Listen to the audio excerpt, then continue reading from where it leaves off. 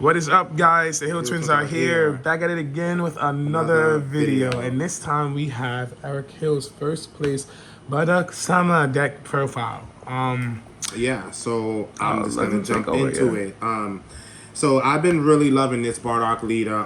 There's been a lot of like controversy between the better leaders, and I know the SS4 leader is also really good, but this to me is the best black leader. He's just super insane, actually, the value that you get for him.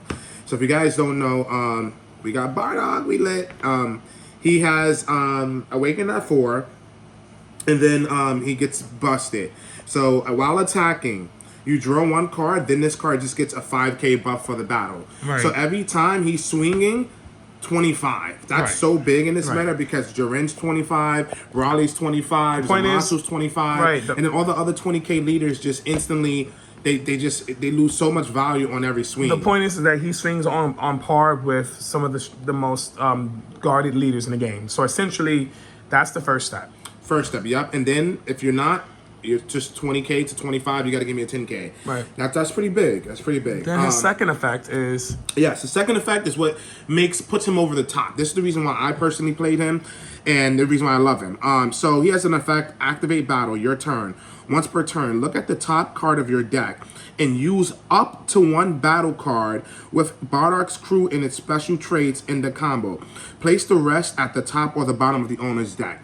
This is broken. It's pretty much a scry, and you have the opportunity to choose up to the card that you see and combo it or place it at the top or the bottom. So if it is a Bardock's crew, I can combo it, or I can keep it at the top. I might need it, or I can super keep combo it at the bottom, or something like that. So you get to keep all the good cards at the top of the deck and filter to know what you're going to draw. The cards you don't need to the bottom. Right, and there are scenarios where you can attack with something else, use it, because it's not just on his battle. It's just any battle once per turn. On your turn, you get to look at the top card of the deck. If it's not a card that you're looking for, you can place it at the bottom, swing and draw, or use cantrips to draw. Now you're getting closer to the cards that you need. So that effect, just scrying the top card and being a 25k, just puts him over the top. He's just an amazing leader. They did really great with him. So without further ado, I'm going to jump into that. Yes, so we do for our 1-drops, 2 Girus. Giru is a card that you can play at 3 or 4. I do 2 because the way that our Frieza decks are looking, you know, the 1-drops are kind of going away. They're kind of inconsequential. So to some degree, I didn't feel the need to play. It can be recurred. Right, exactly. And also, you can pick this card up when you need it with Hercule in this deck. So for space, I just played 2. 2 worked out perfectly. 1-drops are powerful, but they're not because if you really think about it, this deck also has the 1-drop extra card which deals with 1-drop. So he's a 10k, he just gets the job done without paying the energy. And just with my playing, winning, and just this is the perfect number for me. Right. 3 Kakarot's. This card is absolutely amazing. It's really good in the situations where you go first. Yeah, you go in second even if you go first, which is nice. Right, you're going first, and then their power plays later on when people are dealing with the cards that allows you to get energy markers. He just allows for like power plays, and he's a necessity. You have to play him. 3 is great. You don't need any more than 3. But yeah. This card here, Power Brothers. Absolutely This bonkers. Card is bonkers. One of the best black cards in the game. Best black card in the game. This card is just a 10k. On play, if you remove the energy marker, you get to lock one of your opponent's battle cards. It's not in rest mode. It can be active. They didn't have to attack before. And it just, the only thing they can do is combo with it. And they cannot attack. I'm with it.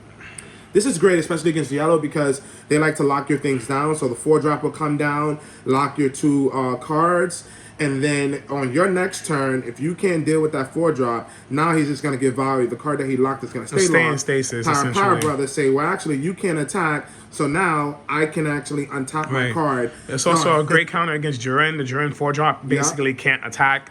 Therefore, he can't be in rest mode. The deck doesn't function. Right. Actually, this deck just destroys Jiren. Yes, exactly. 100%. If the Jiren can attack, then he can't get value off his effect. Right.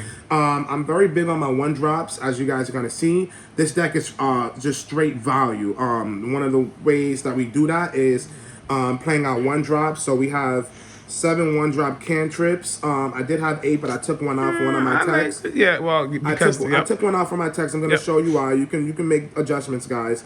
But basically, this deck just constantly gains an energy marker, and because of that, you want to be able to utilize your energy markers for things that make sense. Right. So you only ever have one extra energy a turn. That's that. It's not like you're ramping, right? No, you only have one extra energy with the energy marker a turn. Now you can have one extra energy multiple times, but it's only You're ever not one. increasing your energy. Exactly. So we speed through that by utilizing the 1-drops to draw cards and just utilize the energy marker for those effects. Next, we have our Hercule. This guy is absolutely bonkers. He's just literally a Zamasu on crack. No, Zamasu, peel off on crack. On crack because you don't need 7 or less cards in your hand. Yes. Peel off. He's a 10K on play. If you have an energy marker, you can pick up any one of your 1-drops that is not him. Any 1-drop. Any 1-drop. Even extra card. Yeah, even extra cards, which is pretty broken. Next, we have our Bardocks. So we do 3 Bardocks. I had him at 4 originally. I put him down to 3 because typically he's just a self-awakener, and occasionally if he stays on board, he can become a power attacker sometimes. He could become powerful just with your 1-drop cantrips and things of that sort, all of these cards. And then you randomly get him at the top of your deck. He's a 10K combo. Right, exactly. 4 was good. 3 is better because I made some modifications to my deck, and they're just broken.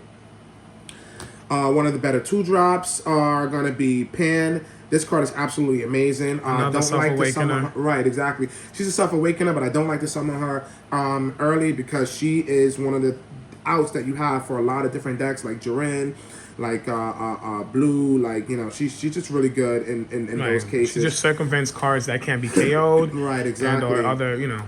Exactly. So with that being said, yeah, she's very powerful. When she attacks, on play, she adds a life, and then when she attacks, you can pay 1 energy and draw a card. Then if the energy you played was an energy marker, you get to bounce a card on your opponent's side of the field 4 or less to their hand. And that's just amazing in this meta. Now they have to reinstate 4 energy for that same card. Bardock, this card is absolutely amazing. Bonkers. He's just broken. Really powerful. Essentially having dual attack. He's essentially a 25K dual attack because you have to combo with him in order to gain value. And he draws a card. So he's just super broken. I never played these early. He's the card that I'm utilizing at the end of the games where I'm dropping 2 or possibly even 3 a turn and just comboing and going to 30K a piece.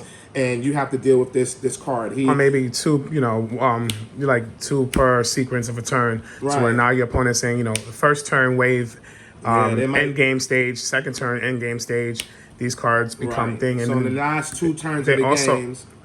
They also combo very well with your cantrips because your cantrips draw you a card, then they draw you an additional card, and they take multiple cards out of your opponent's hand. So, oh man, the deck is just ridiculous, guys. Yeah, the deck is super powerful. But you have to know how to build it, man. Right, 100%.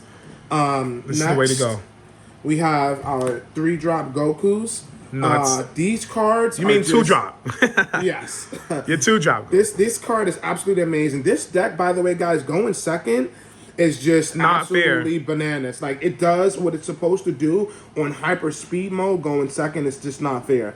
So you better win those die rolls if you're playing against it. Yeah, he's just one of the best cards in the deck. 3 energy on play. Add a card from your life to your hand, and then if you don't have an energy marker, place an energy marker. So on those turn 2 plays with your energy marker, you summon him, you take the life, you got a 25K on board, and you're 1 step closer to awakening and becoming this monstrous leader that he is. It's just incredible. Yeah. This is where my deck gets a little freaky, guys. This is where this is where the value comes in that I've added. So you guys are gonna be like, what? Yes, my tech. We play Dotucky. Yes.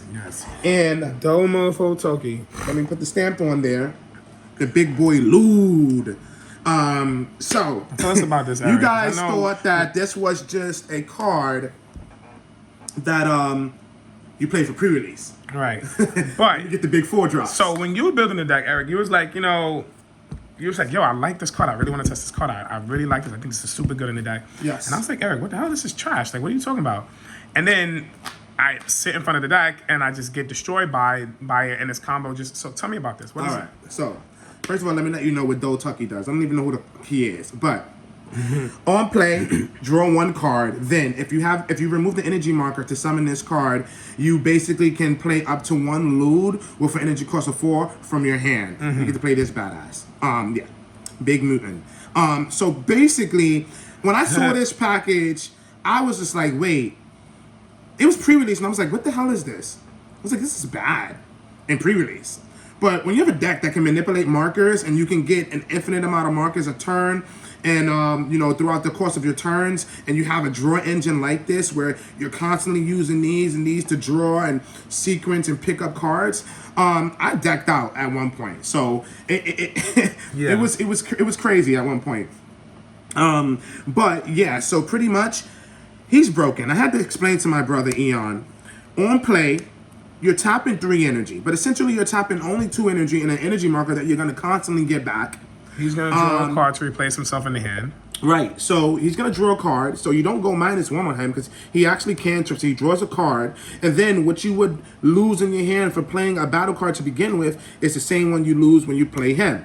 So essentially, you get a 30k 4-drop, which is good because it's a 4-drop, not a 3-drop, and you get to draw a card, and you got a 10k power, so 40k worth of damage, right, for basically 2 energy with the energy marker. Right. Also, and in this deck, the 10k package, which is absolutely nuts. Yes. Because so sometimes what I've seen him do is change the pivot of the game based off of the opponent's strategy. So these cards are prominent, important, right? But the problem is that you want to be able to generate attackers that are going to be able to play around maybe Blue's new Son Gohan. It's very difficult for them to keep the 3-drop on board to reduce the cost because you have stuff like Pan, you have stuff like that. The KOs, right, 25k or less. Right, so he plays, this is one of those turns where you say, hey, you know what, I'm going to go for value.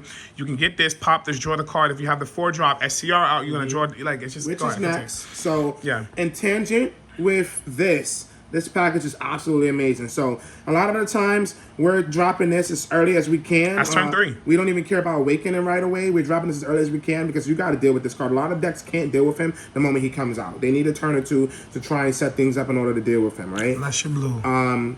So a lot of the time, you get that energy marker and you're just getting it for free. And now for 2 energy and the energy marker, you might tap 3, draw a card, play Luud, swing 30k, gain the energy marker back. He was only a 2 energy play. Might use the energy marker for draw a card. At the end of the turn, you draw another card. So now you just drew 2 between the cantrip and this. You also have this out. Right. They got to deal with the 40k. And a lot of the times we may charge 1 and 1 and have access to the 2 and 2 for the rest of the game. And it's just absolutely broken when they come down. They have to answer this card. He's swinging 30k. We have a plethora of 1-drops that allows us to go to 40k or 35k, hit big numbers that require super combos or multiple cards in hand.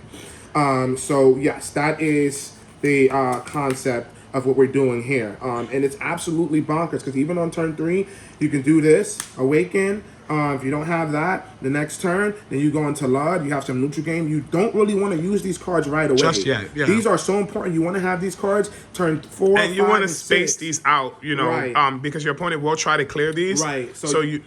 I'm sorry.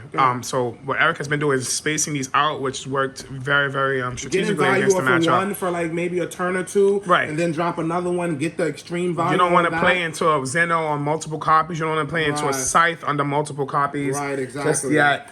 And you just get so much value. I mean, this draws multiple cards. Right, exactly.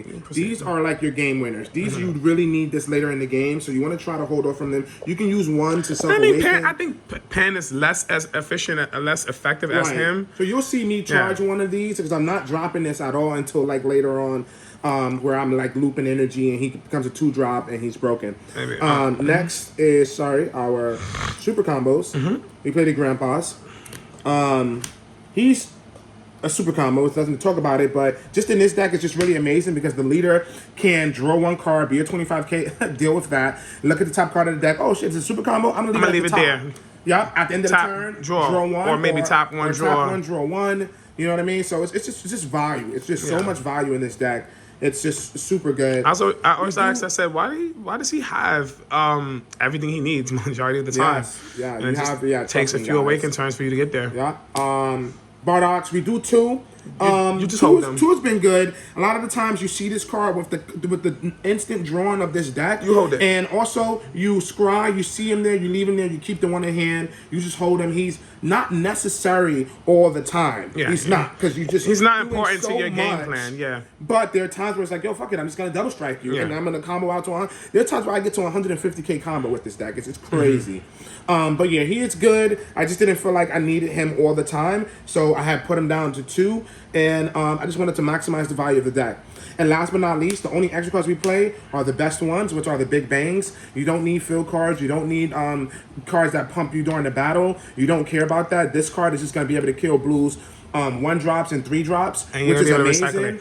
I able to recycle it. Now, I did tell him I do like the 1-drop that draws a card. It's an activate battle. It draws a card, gets 15k.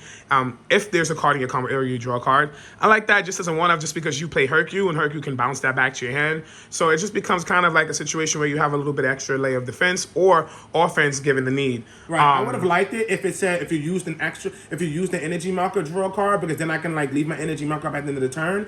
But it doesn't do that at half the combo. So you like gotta get out of a big attack in order for that to really gain value. Otherwise, you just go -1. So that's the reason why. I just feel like with the amount of 10Ks and the amount of like scrying and being able to see the top cards and manipulating what I draw, it just allowed me to have such a big hand and always have a certain amount of 10Ks and value that I just didn't care to have that in here. So here's the deck. This is 53 cards. The reason why is you draw so much. Between him and the 1-drops, and you pop the energy marker, right? Exactly. Turn 4, swing, get the energy marker again, tap that, draw a card, and then you also deck in with Leud's effect at times too, because these come up. These come up. Well, not this. So the only thing. No, I said these and these come up. And the Bardocks. And the Bardocks come up. So there might be a turn where you're like, fuck it, I'm gonna pitch a Bardock. I got 2 in my hand. Let the leader become a 30k real quick and deal with that. Because you have 2 of these in your hand already. You're not summoning them anytime, so they're not going to die or lose value. And a lot of times you have like over 12 cards in your hand with this deck. And again, just because, that card is broken, Bandai. But, and again, guys, just because a deck is telling you a direction to go doesn't mean that you have to follow that direction in order for the deck to be good. Bad. You have to play all these Bardock's crew. I'm like, I'm a deck builder. I'm not playing Bardock's crew unless it's 1, 2, and 3. We're not doing all the other stuff. So, this is definitely a powerful deck, guys. I think he's the better leader. With it. And this is the deck that I would have taken to Peoria if, in fact, set 3 was legal. But since it was not, we decided not to go. Right. But I would have definitely played this. I feel like it has a lot of great matches up, even into yellow, which is really important because we get to do what yellow does. You get to flood us, we get to flood you back. So yeah, that is pretty much the deck, guys. Hopefully you like it. And as always, guys, for tuning in. Stay super.